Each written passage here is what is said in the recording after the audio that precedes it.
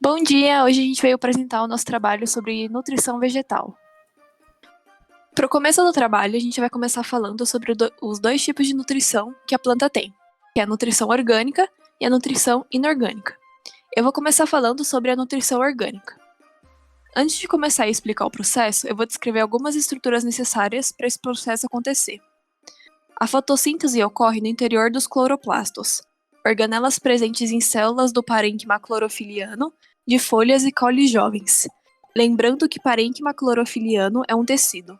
Há dois tipos desse tecido em uma planta: o parênquima clorofiliano palissádico, que possui células dispostas perpendicularmente em relação à epiderme da face superior, sobrando pouco espaço entre essas células. Então, na imagem, aqui em cima, a gente pode ver que tem várias estruturazinhas, elas estão bem coladas umas nas outras. E a gente tem um parênquima clorofiliano lacunoso, que possui células dispostas com grandes espaços preenchidos de ar entre elas. Então aqui, embaixo do parênquima palissádico, a gente consegue ver várias bolinhas, e entre essas bolinhas tem vários espaços de ar. Além do parênquima clorofiliano, a planta possui outros tecidos, como o tecido de revestimento, epiderme, os tecidos de condução, xilema e floema, e os tecidos de sustentação, colênquima e esclerênquima. Os tecidos de sustentação e de condução formam as nervuras das folhas. As nervuras são constituídas por feixes de vasos condutores, que distribuem nutrientes por todo o corpo vegetal. Os vasos do xilema fornecem água e nutrientes minerais que vêm das raízes aos parênquimas, enquanto o floema recolhe a água, açúcar e outras substâncias orgânicas, e transporta para outras partes das plantas, como a raiz e o caule. Então, na imagem, a gente pode ver o xilema fornecendo a água e os nutrientes minerais para o parênquima. Então, a gente pode ver aqui que o xilema é esse canudinho verde claro.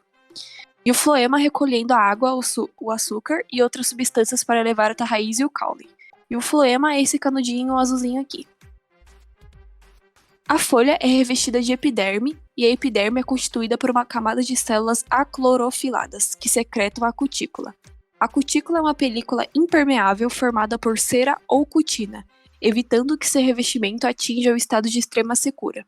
Então a gente pode ver que a cutícula ela fica bem aqui em cima, que é justamente para proteger toda a estrutura dos raios de luz solar, para não secar a estrutura.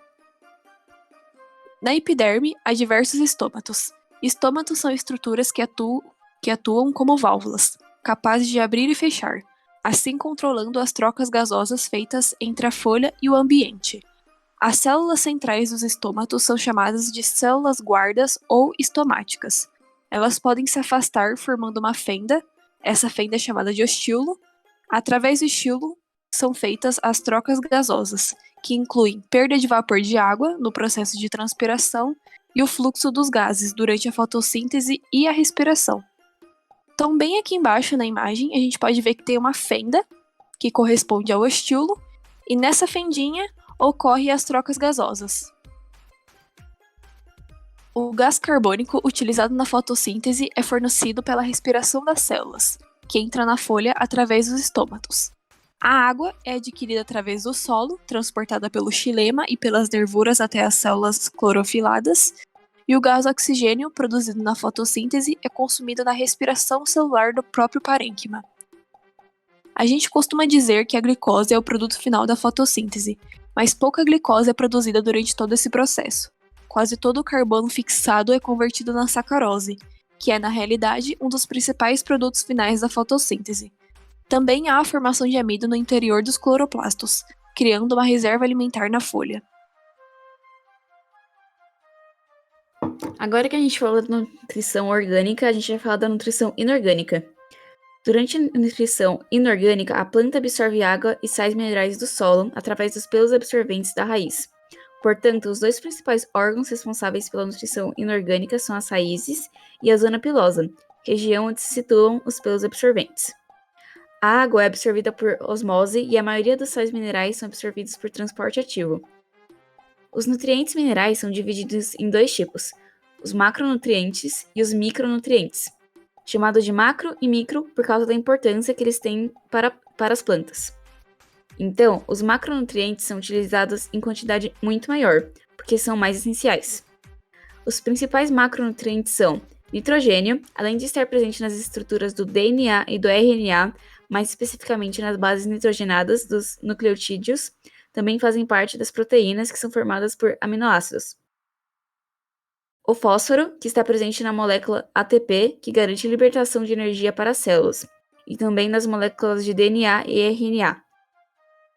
O potássio, que participa das diferenciações de pressões osmóticas nas células vegetais, permitindo o transporte de água.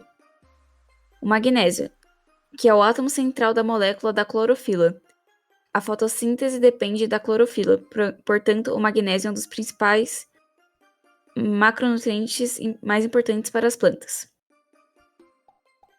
Os principais micronutrientes são o boro, importante para o transporte de carboidratos e o crescimento dos merissistemas, que são os tecidos vegetais. O cobalto, que tem papel na fotossíntese, cobre, que atua em processos enzimáticos, que está presente principalmente em plantas de citro, que produzem as frutas cítricas, como a laranja. Ferro, que faz parte da molécula de citocromos, tem a participação como transportador de elétrons na cadeia respiratória mitocondrial. Manganês, essencial para a produção de cloroplastos. E o zinco, importante na produção de hormônios de crescimento e nas relações enzimáticas. A secreção consiste na construção e eliminação de substâncias úteis ao vegetal, podem servir como proteção e etc. As plantas possuem diversos tipos de estruturas secretoras. 3 delas são os nectários, os canais resiníferos e os laticíferos. Nectários são estruturas glandulares que secretam o néctar, um líquido adocicado utilizado como alimento para os animais e são mais presentes nas flores, o que faz ela ser mais atrativa para os polinizadores.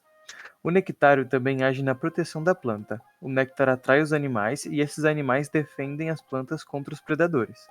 Além das flores, os nectários podem ser encontrados nas inflorescências ou nos pêndulos florais.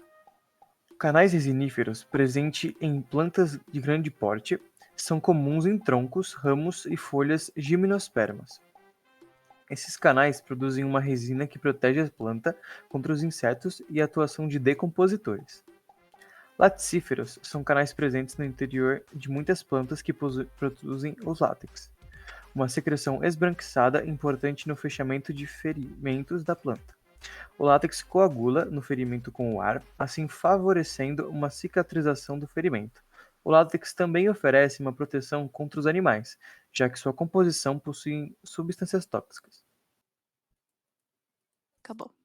Isso. É isso? É isso. É. Ah, vai tomando.